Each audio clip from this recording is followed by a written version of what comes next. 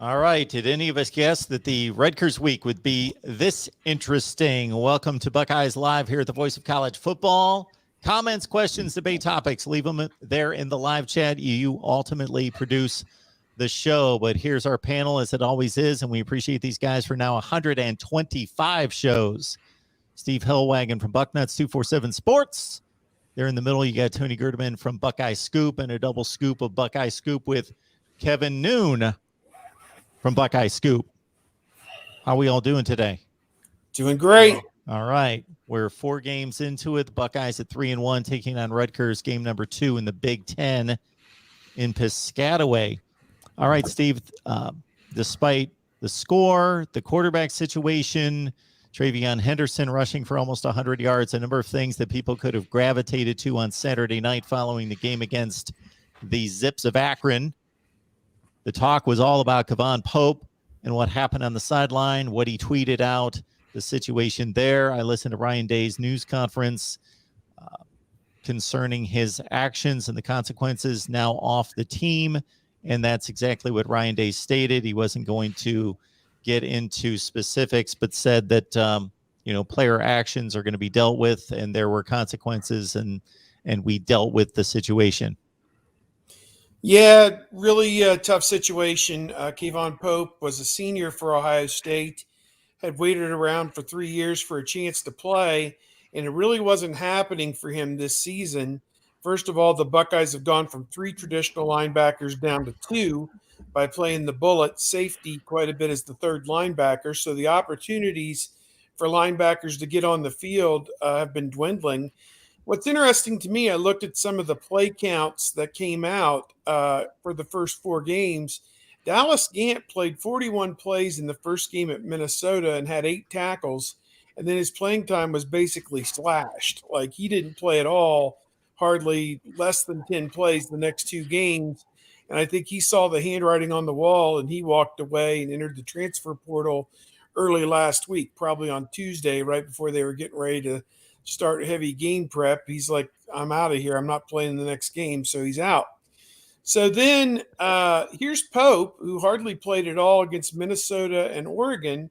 He actually played 24 plays against Tulsa and he thought was being sent in to play against Akron. Ohio State, I think, was up, I want to say 28-7, perhaps at the time. And this happened around the time that Ronnie Hickman had the interception returned for a touchdown. So there was a lot of confusion and stuff going on probably down there at the beginning. And I guess it's unclear whether they called out a personnel grouping that does include Kayvon Pope or does not include him. He thought it did. He tried to go out on the field, and Taraja Mitchell apparently waved him back. We tried to ask Ryan Day to clarify exactly what happened, and he said he did not want to elaborate on any of the circumstances that occurred on that sideline, preferring to keep all of that in-house and perhaps trying not to embarrass Mitchell or Pope or a defensive coach or any of that. So they're keeping what really happened and what led to him being waved off the field in-house. He turned around, came over, had some words for Larry Johnson, one of the assistant coaches on defense on that side, on the sideline, threw his gloves in the stands, threw a big fit, and was told to leave. He and C.J. Barnett, one of the program assistants, headed up to the locker room, and seems like he cleaned out his stuff and was gone when the team got there a short time later for halftime, and then popped off 2 tweets that will live in infamy. One of them saying that he was wishing the best for his teammates, and the other one, a profanity directed toward Ohio State. And that napalmed whatever bridges were left between he and Ohio State at that point. The next day, Ohio State issued a statement saying he'd been dismissed and essentially there'd be no path for him to come back, given what he had done. Then on Tuesday, Coach Day addressed it and said, behavior has consequences, and he paid the consequences. And Pope did apologize with some tweets subsequent to that, but he's done at Ohio State. The upshot of it is he and Pope and Gant both out before they played 4 games, so they can count this as a redshirt year and go somewhere next year and still be a senior eligibility. So I guess that's what they've got to say. Very unfortunate situation. And as Ryan Day said, you can't play everybody. You can't keep everybody happy. And this is part and parcel of that couple seniors who got passed by a running back who just moved over, Steel Chambers, a sophomore, Cody Simon, Eichenberg, whatever. So that's it. And I wrote about this a little bit. It's behind the paywall, so you know it's good. With Kayvon Pope and Dallas Gant waiting their turn, Kayvon Pope, I think earlier in the season, tweeted something about, I thought it was next man up. And my comment on all of this is if you're waiting for your turn, you're doing it wrong. You need to make your turn. You need to make your playing time happen like Steel Chambers has. He was a running back in the spring, for crying out loud, and he has played well and gotten onto the field. Kayvon Pope, Dallas Gant, Taraji Mitchell all came to Ohio State. It was bad timing in terms of they get here and then starters are established, young starters are established, and they're playing behind those guys. But you can still find a way to get on the field. Dallas Gant played a little bit throughout his career. Taraji Mitchell played a little bit. But this year, as Steve said, moving to a two-linebacker set, they knew it was going to get crowded. But the idea of just waiting for your turn, thinking it's your turn, that's not how you win a job. That's not certainly not how you keep a job. And it's an easy opportunity for somebody to come in behind you and compete and take the job, as we've seen. Sorry, I wasn't calling any of you. That wasn't me. Keep going. Yeah, I think that, people are going to be, if you think that things are competitive in the linebacker room right now, wait till CJ Hicks and Gabe Powers get here. And then it's going to be even more young guys pushing from the true freshman side of things to try and get out there. So, it's one of these situations of the youth movement being there, and, the best guys are going to play. And if you just sit there and you think that you put in time and that's going to amount to anything, you've got another thing coming. That might work at 80 of the 130 Division I schools out there. It may even work at more than 80, but it's not going to work at Ohio State. And it's, you never want to sit there and say it's addition by subtraction, but I think that it might be a little bit of a wake-up call for some people to see, they're not kidding. And if you're an older guy and think that it's your turn and you're just kind of ham and egging it, they're coming for you too. So you better push. There's no such thing as tenure. Like you don't. These aren't professors who are just like, well, I've been here for this long and you can't do anything to me, and I can make my calls. You can't. And you've seen what happens. And then to get to Ryan Dawes' question here about the loss of the two linebackers, does Craig Young now play a bigger role? Ryan Day said at this point there's no need to move somebody to linebacker, and I think Craig Young would be the first guy because he did play linebacker last year. Court Williams could be another guy that they choose to move. Right now, he's okay with the depth. If somebody goes down, then they would probably have to move somebody in, and I think Craig Young would be the first guy. Like Craig Young plays a little bit in the short yardage package stuff when they bring in Pala Ie now Teote for some short yardage stuff. Craig Young is usually along with him.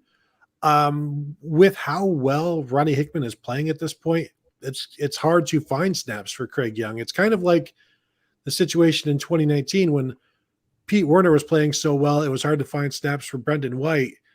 Right now, Craig Young is kind of being Brendan Whited or Pete Werner. I'm not sure which is the proper terminology there, but Ronnie Hickman playing so well right now, they're having difficulty finding some snaps for Craig Young, but they do still get him out there at times. Yeah, I agree on Craig Young. I think he's a rangy, athletic guy. He still needs to learn the game a little bit. He's looked like a fish out of water at times, put in some certain situations where maybe he just didn't have recognition of where the football was or something of that nature. But again, that comes with experience. The linebacker group as a whole, at least the two linebacker positions that are playing, have been a major disappointment through the first two games. Mitchell's done some okay things, I suppose, but they need much more out of the two linebacker positions. I mean, you could scrap the entire linebacker group for all I care at this point, because they've gotten next to nothing out of that group. And, just play Court Williams and whoever, because I think you got guys that have, higher ceiling, or, a better chance to make plays than some of the people they've put out there. But, they're going to do the best they can. Obviously, you're going against some rugged Big Ten teams that want to line up and run the football. And, I think Rutgers is a team that wants to move it in 5 and 10 yard chunks. So your linebackers better come out and be ready to play this week.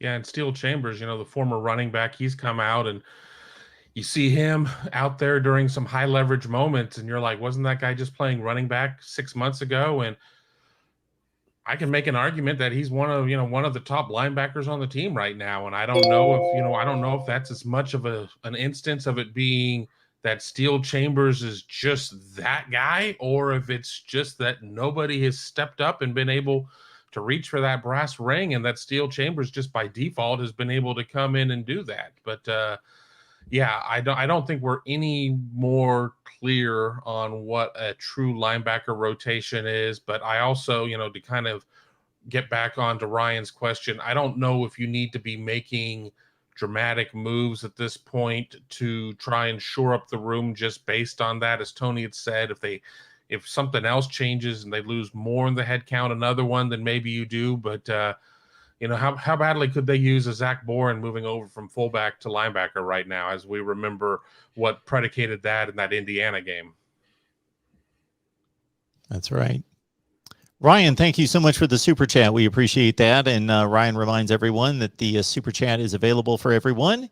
If you would like to contribute a little bit more directly, Venmo, PayPal, and Cash App is available as well. Just keep in mind that if you're contributing to this specific show, I ask that you put an Ohio State designation on that contribution. But thank you so much for that, Ryan. I apologize for the phone. It's hooked up to my audio board, phone call-in system, and even if I've got all the silencers in the world on, you guys hear it and I don't. That's the funny thing. So I just respond to your reaction because I thought I had everything taken care of now that I've got it on silent. But anyway, I've been alerted to that a number of times. So I just need to completely shut off the phone. But of course, I want to have the phone on. I got 6 live streams in one day. Can't be off the phone for 6 hours. Anyway, that's where we stand on that. Okay, quarterbacks and Rutgers, and Kyle McCord starts. Kevin, I guess I'm not understanding the logic of CJ Stroud has an injured shoulder. We're resting him on Saturday. He's an emergency player at that point, so he could play if needed, but he's injured or hurt, or we're resting it. But on Tuesday, he's completely healed.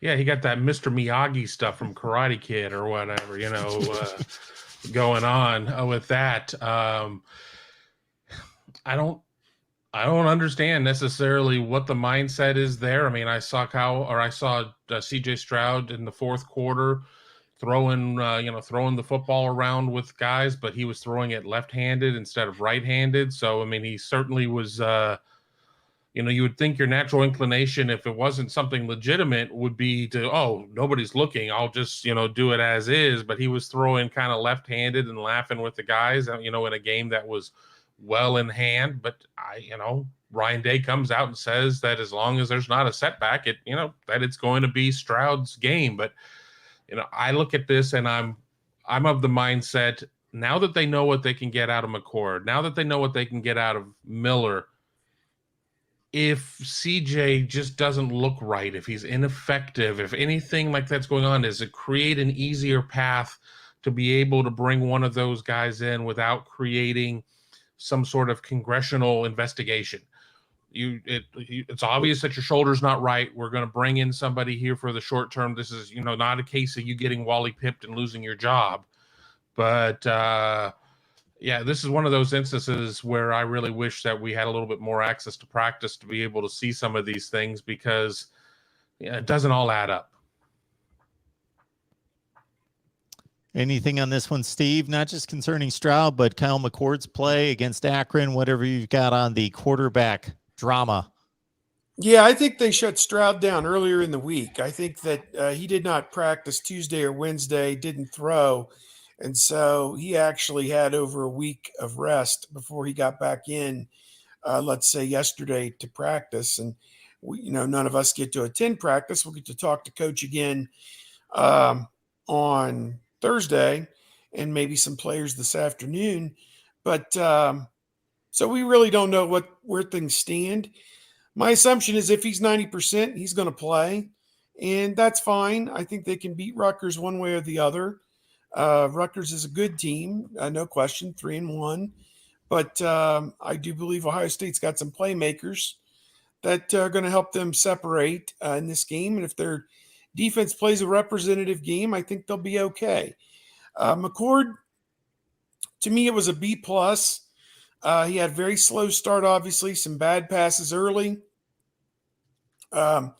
His backwards lateral that went for a 6-yard loss was one for the ages, one for the books, let's just say. That ball is supposed to be leading Olave to the line of scrimmage. Instead, it was 2 or 3 yards behind him. So they needed to calm him down a little bit and, get him under control, and they did that. And he came back and was much more efficient after that. And they made throws with him that made sense, high percentage plays underneath that the guys took and made big plays with. Wilson took a short one and made it 57 yards. Egbuka took about a 20-yard play and made it 85 yards. So his final yardage total looked much better. He didn't just stand in there and throw downfield all day. It was kind of a mixture. And he did have one interception in the second half where he was under a little bit of duress and overthrew his receiver and easily intercepted. So a mixed bag about what you'd think for a freshman and his first ever playing time against, obviously not a very good team with Akron, but at the same time, a live game situation. So 100,000 people in the stands or thereabouts. So, a good building block game for him is how I would put it. And Dave said they would know more about CJ's shoulder yesterday before practice, and we'll find out today if anybody's willing to talk about what he did or didn't do in practice today. But I keep going back to the fall practice. This shoulder has been going on for a while now.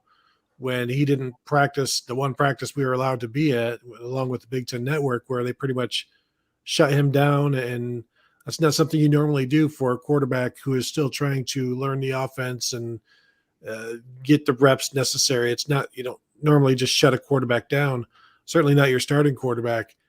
And so I think this is an ongoing thing, and he may be feeling better now. What's he feeling like in late October? What's he feeling like in November? I'm sure he is feeling better, or maybe better able to handle any of the pain, considering he just saw his job given to Kyle McCord for a week. And yes, it comes back to CJ Stroud, but now he knows what somebody else is capable of doing. And so once you've seen somebody else, and it's kind of like somebody driving your car or whatever, it's like, that's mine. I'm not comfortable with you doing what you're doing there. And does that increase the pain tolerance? But if it doesn't increase the accuracy, then it doesn't really matter. And so, as Kevin was saying, now that Ohio State knows more about what they have in Kyle McCord, how much leash do they give CJ Stroud to have a 2-interception game, to complete 52% of his passes through 3 quarters and in a tie game, or, you're trailing by 7 or 10. So it makes things much more interesting for all of us, probably makes things a bit more of a pain for Ryan Day, even though he has more information, but now he's going to have to apply that information, which could get sticky. Tony, can you transfer that gene to me of making analogies like that? I can't do that. That would be like, no, I can't. Sorry. No analogy there. Sorry. You don't have an analogy for that one, no. Okay.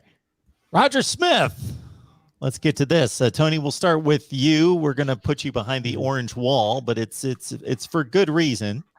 Roger, thank you so much for the contribution. You as well, Kevin. We see you flailing away like the robot on Lost in Space. Roger, thank you so much for the super chat.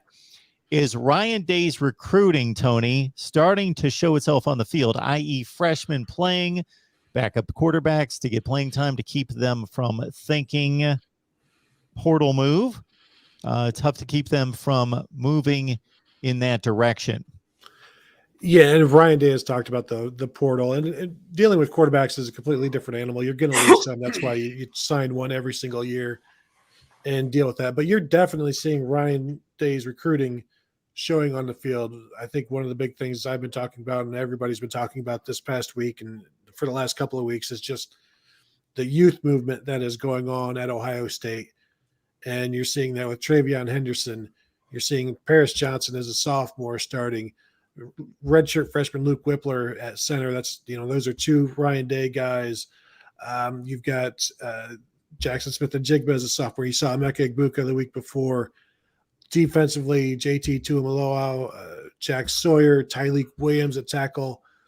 Those are all freshmen. Cody Simon is a sophomore. Denzel Burke, a true freshman. Lathan Ransom, a sophomore. Like all of these guys are Ryan Day signees. So you're definitely seeing his recruiting step up. You're also seeing the mixture of the last bastion of Urban Meyer's guys either leading the team or leaving the team. You also have seen a bunch of guys from the 2018 class, which hasn't panned out. And I think somebody at the Ryan Day's media session yesterday said like 8 or 9 of those guys have transferred out. And so you've got a young team and an old team, and you don't have much middle. And you're seeing I think that's one of the reasons things feel kind of weird.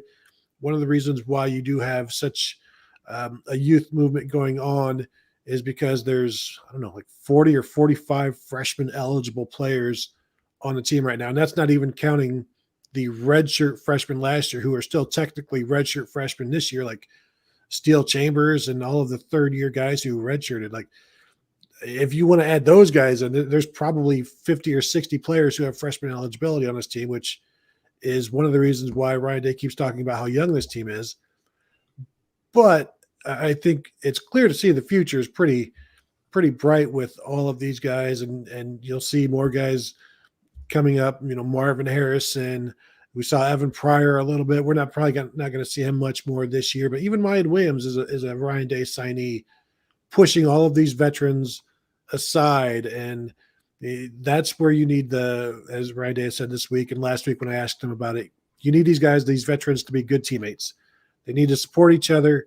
And yes, it's probably hard to be a good teammate when you're seeing somebody take your job, but you can react like Master Teague and bust it in practice and earn playing time, or you can react like somebody else and maybe not do that and either leave or have bad practices and let that affect you. And then your playing time decreases even more because other players are practicing better. So definitely a youth movement. And I think we're seeing it. I think it's just going to continue for the rest of the season. Yeah, we look at the recruiting, and it's just one of those instances of where you're not going to hit on everybody. I think the biggest thing that I see in terms of Ryan Day's recruiting is there a big disconnect between the offensive recruiting and the defensive recruiting. There's been, I think, a lot more success in terms of the offensive recruiting, what they've been able to do at receiver, what they've been able to do, obviously, at quarterback. I don't know if they've had as many wins on the defensive side of the ball. They are going out and getting guys like Jack Sawyer. They are going out and getting guys like JT Tuimoloau. I mean, they are getting wins, but I don't know if their hit rate is as high in terms of the defensive side of the ball as it's been on the offensive side of the ball. And I know in terms of a lot of recruiting guys I talk to, we all kind of look at that and say, even as we look at the 22 class that they're putting together, I mean, they certainly have, the receivers there. The class kind of took a little bit of a change in terms of what it looked like with the decommitment of Jaheim Singletary, the cornerback out of Jacksonville, with the reclassification of Quinn Ewers. I think there needs to be a little bit of an evaluation of how the class is coming together on the defensive side of the ball. And that doesn't mean that I think that they need to necessarily change their approach and maybe recruit a little closer to home or those types of instances, I'm sure they're going to be just fine. But I do see a little bit of a disparity between what the offensive recruiting has been and what the defensive recruiting is. But if you have, to get back to Roger's question, if you have the freshmen playing, that just means that the freshmen are coming out and playing well. And that's it. You have to accept that for what it is. I mean, that's a win in some situations. But again, it's a loss in terms of guys that have been in the program 3 years, maybe 4 years, are not getting it done. But even Urban Meyer had his 20-60-20 principle of 20 guys are going to, overachieve and blow out the expectations you have. You're going to have the 60% in the middle, and then you're going to have 20% that are going to underachieve or not live up or whatever. I think it's what you're able to do with that 60%. And, I think that's really where things stand right now is we're seeing a little bit of a transition in what that 60% is. And you just don't want to see it falling into the bottom 20. You would like to see more of that 60% moving into the upper 20. Yeah, I'll just tack on. As I have done some surveys and looked at it in the time that Ryan Day's been the head coach, they have signed roughly 22, 23 national top 100 players, and 15 of them have been on the offensive side of the ball and only 7 or 8 on the defensive side of the ball. So I think that and obviously getting Sawyer and JT Tuimoloau this past year was a great start back in the right direction to not only get top 100 players, but get guys ranked in the top 5 nationally. I mean, that makes up for a lot of mistakes if those two guys pan out. So the linebackers that are coming in, Powers and Hicks, are both top 100 players. They're the 2 best linebackers currently connected with the program. I continue to drop that very funny line every week. And all apologies to the parents, aunts, and uncles of any of the current linebackers. But facts is facts, man. So, I say that with tongue in cheek a little bit. They just got to play better. And this is what's going to come down to this week. I mean, the last 3 quarters against Akron, they were lights out defensively because in large part, they were able to lean on Akron and impose their will on Akron and collapse the pocket for Akron and made life miserable for their quarterback. We have not seen them play like that up front in the first 3 games. And it makes you wonder if they're going to revert back to that style or level of play this week when they get back into Big Ten play against Rutgers. I just watched the Rutgers-Michigan game again, and Rutgers is very rugged up front and not particularly explosive offensively and not particularly athletically gifted on defense, but they do a decent enough job defensively. So they play great team defense, as you might expect. So at any rate, some tough challenges coming up. I don't think Ohio State's offense against Rutgers defense is at where this game is going to be decided. It's going to be that other matchup. And we're going to find out if this defense is moving back toward respectability or if that one game where they played pretty well was just because of how bad Akron is. Let's dive into Rutgers here. But first, acknowledge a couple super chats. Sue, appreciate that. Sue basically saying, don't want anything. Steve just shamed me into it. Ha, ha, ha. As my old boss at Buckeye Sports Bulletin used to say, anybody who used to get that would know that you would get our postcards in the mail about 10 times a year. You have to send a letter to get a letter. So that was what that was. I just put a little bread out there on the water looking for a little nibble, a little bite, and a couple people came through. So great job. Sue, Yeah. just let you know, you're in very good company. We have all been shamed into doing something we didn't want to do by Steve. And by Steve, yes. All right. Any other shame out there? Well, Anybody also- else? Also, many Okay. things we did want to do. I'll just throw that out there as well. Yakov, why he's singling out Tony and I for this, I have no first. idea. You first, Mark. You beat me to the punch, Tony. You guys are going to I sell out wanted for to $2. see your rendition I would hold first. out for at least 25.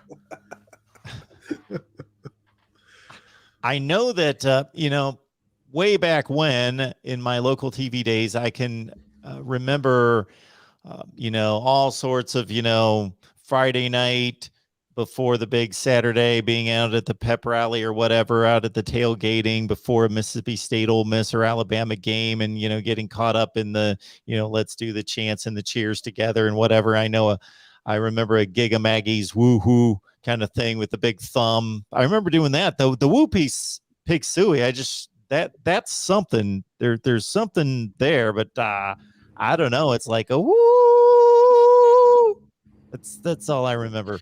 Come on, Tony. I gave it a shot. I did something. I'll finish, and then I'll just say pig suey. Oh, well done. There, together. Nice. We can Thanks share for the the $2. spirit. Yes. What's great is Okay. Texas A&M for the 28th year in a row is, not a legitimate national championship contender, unfortunately. So Maybe next year. It's pronounced irrelevant. irrelevant. Well, they're only 30 million into that 75 million or whatever that they're giving Jimbo. They've still got 40 million left to go. Yeesh. Hey, it was Arkansas. What What do you guys think about that 18-point losing to line? Arkansas? Like Arkansas is 18.5-point underdog to Georgia, and I don't know that Georgia can Score 18 points. right or be Unless they're up playing by Vandy, 3 yeah. touchdowns. How are they going to be up by 3 touchdowns on anybody, especially a top 10 Arkansas team that is very good at controlling the ball? To me, that seems odd. Tip of the week Hello, from Tony. Vegas. There it is. I thought that was a little thick too myself. I was expecting maybe 8-9 points on that line. Something like that. Speaking of which, we'll start with you, Steve. This Rutgers bunch, you started to delve into it a little bit, but that was pretty much a Michigan first half. What you would expect of Michigan. They ran it 90% of the time. They hit on a couple big pass plays, had seemingly control of the game. Rutgers could do little on offense. They had one decent drive for a field goal, and then they pretty much switched uniforms in the second half. And if Rutgers could have had some kind of explosion on offense, just one explosive play, that's all they needed. They dominated Michigan in the second half, but of course they couldn't quite get there, and they had a 1st and goal that they blew as well with about 10 minutes left in the game. But Rutgers acquitted themselves very nicely. Yeah, on the whole, they played pretty well. They outgained Michigan, I want to say 220-40 in the second half, and had it down there close 3 different times. In the fourth quarter, they missed a short field goal that would have cut it to 20-16. Not that would have helped them win the game necessarily. That was when they were 1st and goal. They needed to put that one in the end zone. They went away from running the football right at Michigan and tried to throw it. And that's not Noah Vedral's strong suit. He's actually not bad as a runner, to be honest with you.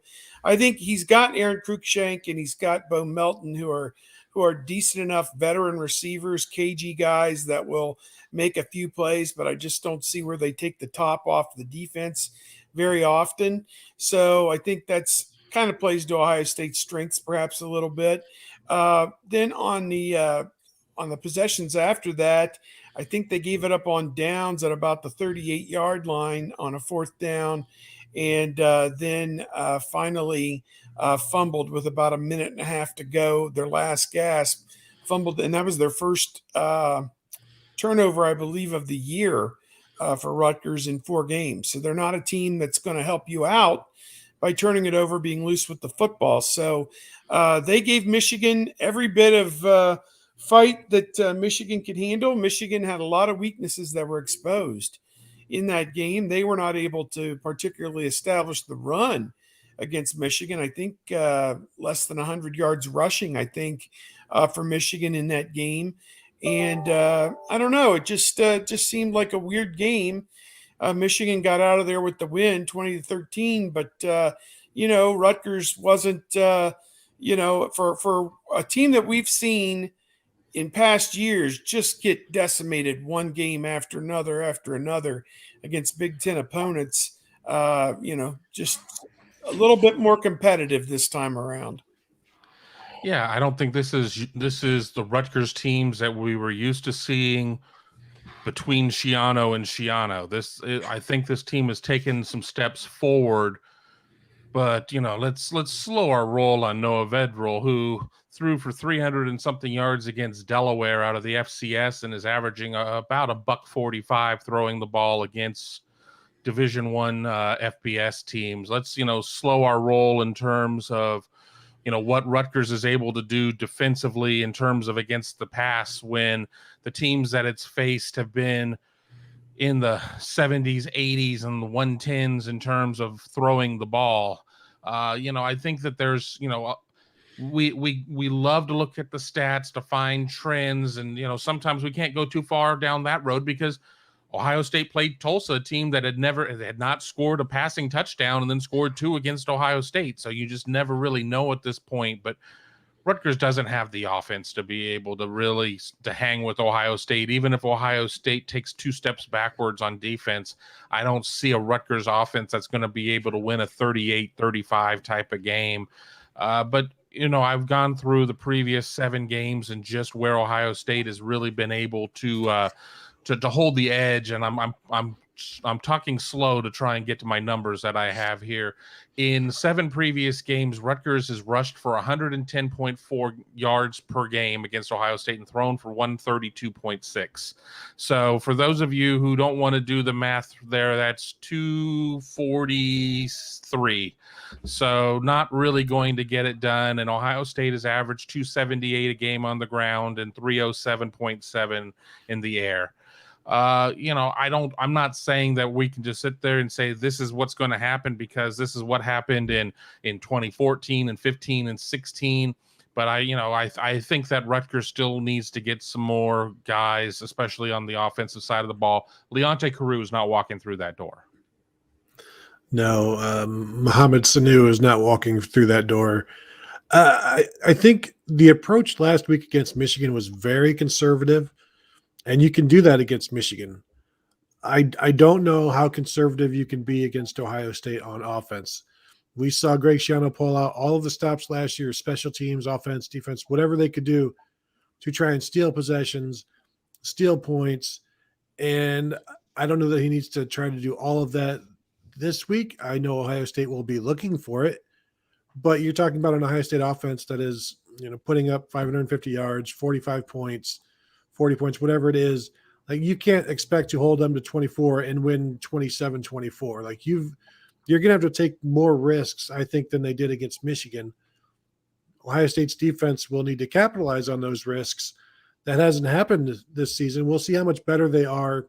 Whatever they did against Akron, who cares? What do they look like against Rutgers with, no Vedral? He's fine. But again, he's not the deep threat guy. Like, he can pick up some first downs. They'll run him. Shoot, they may run him 22 times in this game, just trying to pick up short yardage first downs and keep the ball moving and keep the clock ticking. But eventually that's going to be tough to do against the Ohio State's defense that is looking for it. So I think they're going to have to take some risks. And we'll see how short up this Ohio State secondary is. Talking to the coaches yesterday, they feel a lot better about it now. Things are falling into place. I think we all see that. But now it's time to see the results of that. And it's nice that they know who they want to put everywhere. But now those guys have to be good in those spots. And we'll find out just how good they are on Saturday. But even that won't be the stiffest test. Anything on the Scarlet Knights, Kevin? Yeah, talked about. Anything else? You got the story. That's right. We've hit you all 3. It was so scintillating, Kevin. You had me mesmerized. They're better than usual, but they're still not that good. I mean, I do remember now. You did talk. Crying about that, the fact that they think that this is 100% going to be that upset. I just don't think that they've watched a lot of football. This is what I got out of the Michigan game, was that Michigan came out, they're stubborn, they do what they do. Until you stop us running the football, we're not even going to think about switching to that play in our playbook that we throw the ball. So Michigan threw it like 11 times like they typically do. I think it was 16, actually. Wow. Mm-hmm. So anyway, they seem to run the same play. I'm watching this game, in and out, but then I go back and I watch the cut up version, and they basically run the same running play over and over. The window dressing looks different, but basically they're doing the same thing every play. And Greg Schiano, as I was listening to you, Kevin, there was before Schiano, after Schiano, there's Schiano, and there's everyone else at Rutgers football, because the guy has proven he can coach. He can evaluate a roster, go and pluck players from other teams in the Big Ten and elsewhere and say, this is going to help me build a team pretty quickly. And they're solid. Like, they look like a football team now, where they just looked completely incapable of anything. They're competent, they're capable, they're strong along the line of scrimmage. They know what they're doing, but they're not explosive. They're not going to wow anyone. They look destined to Rutgers, vintage Rutgers, quick lane bowl level, Big Ten football is what they'll probably turn out to be. They got to go 3-6 in the conference to get to a bowl game. But at least it appeared as though after being completely outplayed in the first half, but staying in the game, they made adjustments. Michigan was running like crossing routes, getting explosive passing plays in the first half. That was shut down. Michigan was running the ball effectively, not for huge gains, but effectively in the first half. Shut down. Rutgers completely, again, he outcoached Harbaugh. He just didn't have enough talent or that one explosive play that he needed to flip the game. But it was pretty impressive what Rutgers did. And considering, I'll set up our next point of conversation here, would be if Rutgers is still the worst team in the division and they played that game and Michigan's the fill in the blank in the division, third or fourth best team in the division probably. I still believe Ohio State has the capability of separating itself from the rest of the Big Ten, but they have yet to do so. I think Penn State is, to me, the biggest certainty that they're going to be good, that they're solid, good, probably the second or third best team in the conference, but maybe the best team in the conference. But if somebody said, who's going to win a playoff game? If there's going to be a playoff game won by the Big Ten, I'd say Ohio State. But if somebody said, who are you sure is going to go 9-3, maybe 10-2, I'd say Penn State. But the way this is sizing up, if Ohio State doesn't get any better and play to its potential, this 7-team, I don't know what the math equation on 7 teams playing each other all once, whatever that is, 40 games roughly. It's going to be a free-for-all. It's going to be fun to watch. Like, every game's unpredictable, pretty much, Tony. Yeah, and you've got I'm just looking at Michigan's schedule yesterday, recording our Michigan Monday podcast, and their only sure win the rest of the way out is Northwestern at home. Everything else could be a toss-up, and they're not alone in that. Iowa playing at Maryland this week is sneaky and one to watch, because who knows how good Maryland is in the East, but we know they have some talent to make life difficult. And when you're talking about an Ohio State defense that gave up 400 yards passing to Tulsa, what does Maryland do when they come in throwing for 330 yards a game or whatever, leading the Big Ten? There may not be some of these matchups just may not be good matchups. Like, getting Maryland later on in the season is good for Ohio State. Getting them like 3 weeks ago probably wouldn't have been. And who knows what that secondary would have looked like.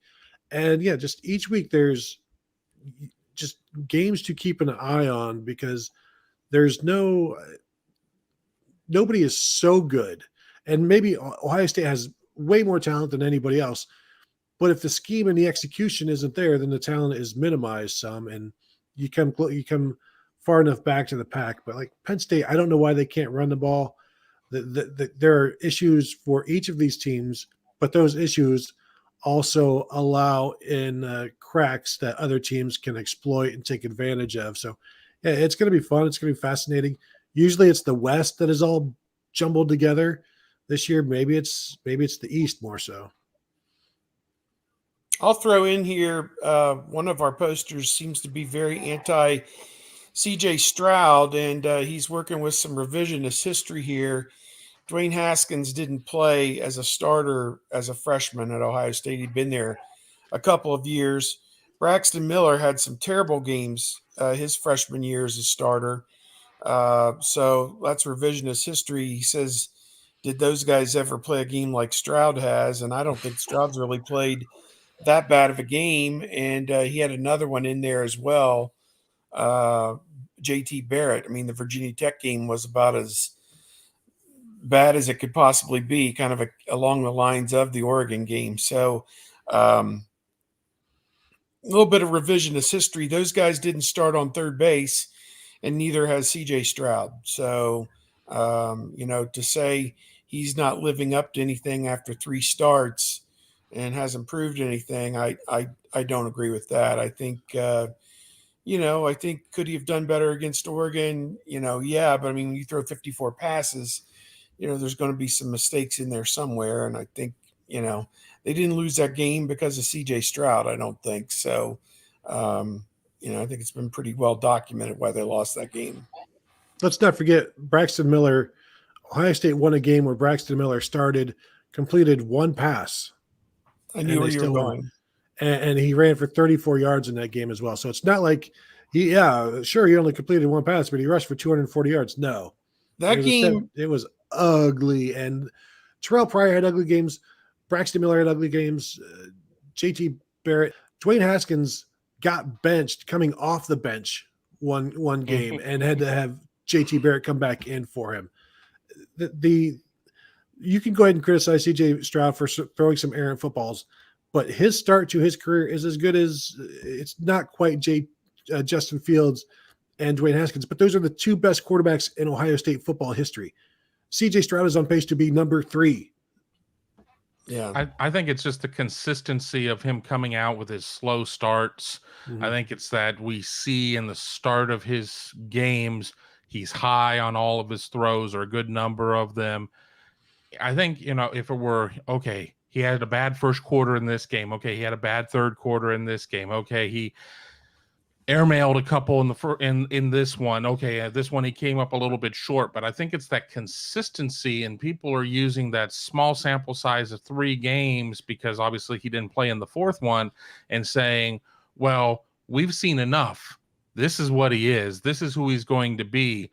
We're on to the next one, even though Kyle McCord had a dismal first series against Akron. And I've also seen out there on the social media front, people saying, to heck with both of them, I'm team Jack Miller. Well, Jack Miller attempted 6 passes or something like that. I mean, 5 of 8. It was such a small sample size there. Well, he showed a poise that, he didn't, he was in for the second half of the 3rd and the 4th, and they were content to run the ball. And I like Jack Miller, and I like Jack Miller as a high school quarterback. So, this isn't me picking winners and picking losers here. I just think that everybody has their opinions here. And let's not forget, and I already kind of said something, I'll clean it up. I said it in the private chat in a much more crass way. Ohio State fans love crapping on Ohio State quarterbacks, and this year is no different. And it just seems that playing the role of JT Barrett this year is CJ Stroud. Tony brought up that Illinois game. That's one that they continue to show at the symposium for first-year head coaches. 2011, Ohio State, Illinois, those guys get their orientation that the NCAA brings them in as first-year head coaches and shows them the end of the game, 4 minutes to go, you're down 10. It's 4th down at the 5-yard line. You're down 10. What should you do? What did Ron Zook do here? Well, he kicked the field goal. And they paused the thing. No, he didn't. He went for it on 4th down, got stuffed and didn't get it, and the game was over. You kick the field goal there 100 times out of 100 and then kick off to keep hope alive. Get it down to 7 so the next time you get the touchdown and you tie the game. That one they still show. They replay it. They bring everybody into Indianapolis every year in July, the guys who are first-year head coaches, and say, here's your card. This is what you do when it's, go for 2. And then here's some end-of-game situations that you're going to need to learn how to manage. And here's one of them right here. So there you go.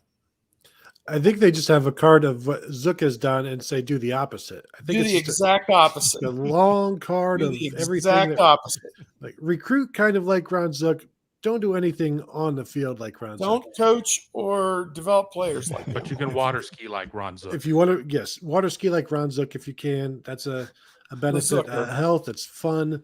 But when it gets to game planning and calling plays, don't do what Ronnie Zook do.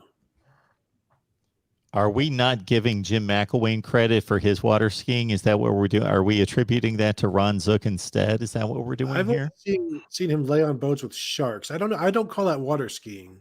Okay. It's Zook that's the water skier. Okay. Tony had me scrambling to that 17-7 game against Illinois because, I'm thinking, I remember Jake Stoneburner had a touchdown, so that was Braxton Miller's one completion. Yep. Wonder what the QBR formula does with 1 for 4 for 17 yards, and it's a touchdown. No picks, 1 for 4, 25. I don't know what it does with that. I was going to say, just look at Army West Point any given week because that's probably about their passing line. That's their line, yes. That's crazy. So you wonder if C.J. Stroud had done exactly what he's done this season, but this defense was giving up, a couple touchdowns a game. They're winning these games. Let's say they beat Oregon 28-17 instead of losing 35-28, et cetera, et cetera. If the evaluation on C.J. Stroud would be somewhat, if not completely different by most of the fan base, if the defense was playing Ohio State football. I'm going back and looking at Braxton Miller starts. Half of his starts in his freshman year, he completed under 50% of his passes. And I think in 2 starts he completed, or 1 start he completed exactly 50% of his passes. So there's a long history of quarterbacks at Ohio State, random games where they complete like 45% of their passes. This last game for C.J. Stroud against Tulsa, he completed 60% of his passes. Like, he is completing a higher percentage of passes than Cardale Jones did in his 3 games to win a national title. So, let's just keep in mind that he's not as terrible as some people think. And also, let's also keep in mind, not everybody thinks he's terrible. You got, I think, a vocal minority who keep hammering the kid. And there was a quarterback once for Ohio State who completed 7 of 21 against a team that was considered maybe the greatest in the history of the game, and it turned out. What do we think about C.J. Stroud as a runner? I would think that he would be more involved in the running game.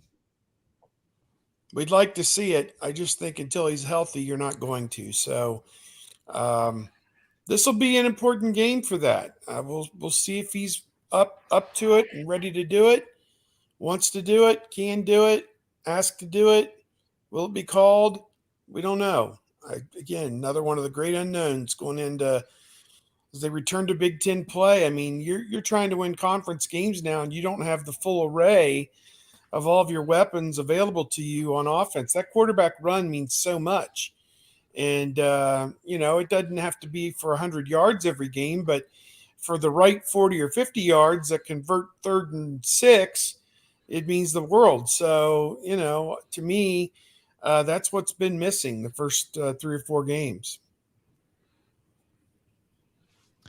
So, Steve, David Whalen's looking for the dinner plans. Give us the typical rundown agenda of the road schedule, this time in Piscataway. Yeah, we used to take the train and go into New York City, but that's just a lot of trains, planes, and automobiles at this point in my life. It's nice to go to New York City and visit, I suppose, but it is about a 45-minute train ride from the New Brunswick station into, I think it's Penn Plaza, Penn Station, where Madison Square Garden is. You can come in from New Jersey and end up there. And the thing that sucks about that is when you want to go to leave, you've got to be on the last train to Jersey by like midnight or 11:30 or something. Kind of puts a crimp in the late night partying if you're into that, I suppose. So as we were leaving the Korean karaoke place that one year. Yes, we had some friends that had booked a Korean karaoke thing, and we went along just for the free alcohol that was itinerant with that. So that worked out pretty good. So anymore, we stay out almost where Rutgers is in Piscataway, New Brunswick, Somerset, find a place out there. I know these guys are doing a a segment for their Buckeye Scoop Eats thing. Set that up, guys. Where are you guys going to be? I haven't made any dinner plans yet. Go ahead. Yeah, Kevin. we're going to go get fat sandwiches at a place called Are You Hungry? And it's been on all of the food shows, and they basically take cheesesteaks and chicken tenders and French fries and mozzarella sticks and lots of catsup for Tony, not even ketchup, but catsup. And it's a heart attack and a gut bomb and a bunch of other things all on a roll. And I'll enjoy watching Tony try to take one of those down as I order a small salad and a Diet Coke. Oh, yes. Yeah. Normally when I'm in the New York area, I like to hit my you got to hit like the best pizza places, and Kevin wants to go to Sbarro, so we'll check that out there in New York City and see how that goes. I mean, if it's good enough for the airport and the mall, it's good enough for us. Nothing wrong with Sbarro's. Gets the job done. No doubt. All right, these guys are the best. Gets the job equals done. Appreciate all of you out there being here as our audience. Appreciate these three being here. Obviously, they make it all work here at Ohio State Buckeyes Live. That's Steve Hellwagon, Bucknuts 247 Sports. You got to join him, Bucknuts 247. Steve, what do you got posted here recently? Nothing big. Getting ready to do some of the stuff leading up to the game here in the next couple of days, and trying to get into that Big Ten swing of things again, where every game has the potential. Given how well some of these teams have played in the non-conference, every game has the potential to be that type of a nut crunching type game, and the Buckeyes need to they don't want to let these teams linger and get into a 4-quarter game with a Purdue or a Maryland or a Rutgers where one of them could maybe steal it. So it's going to be important to play like Ohio State and get these games, get these teams taken care of by the third quarter. And then that way you can rest your starters and get some other people in there. But my feeling, given where this defense is right now, even after beating Akron, is it's going to be a 1 week after the next is going to be, as Urban used to say, a sledgehammer game. Tony Gerdeman, Buckeye Scoop. What you got going, Tony? Yesterday I just dropped my weekly column of what I know, what I think, what I wonder about various Ohio State topics that you can find at BuckeyeScoop.com. That one is behind the paywall. Just finished recording today an episode of Buckeye Weekly with me and Tom Orr, where we throw out 7 bold predictions each about the Rutgers game. That one will be hitting all of the platforms later on this afternoon, I suppose, or tonight. So look for that there. And as always, BuckeyeScoop.com. Kevin. Yeah, I just finished writing my tale of the tape for Rutgers that will run tomorrow, where I say all sorts of things about how Rutgers ain't no good or whatever, and will have thrown in my face if something goes awry. So that's always fun. I'll be recording my Big Me Kickoff podcast that will run on Friday. Tomorrow I'll be joined by Bill Bender of the Sporting News. And I'm sure I've got some other things up my sleeve as well. So you can find me at Kevin_Noon and, of course, at BuckeyeScoop.com. And we are here talking college football with you all the time, every day, 26 channels right here at the Voice of College Football. So please lock it in. Guys, enjoy the trip. Stay safe. Have some interesting stories to tell us from the subway, as there always is. There you go. We'll see you later.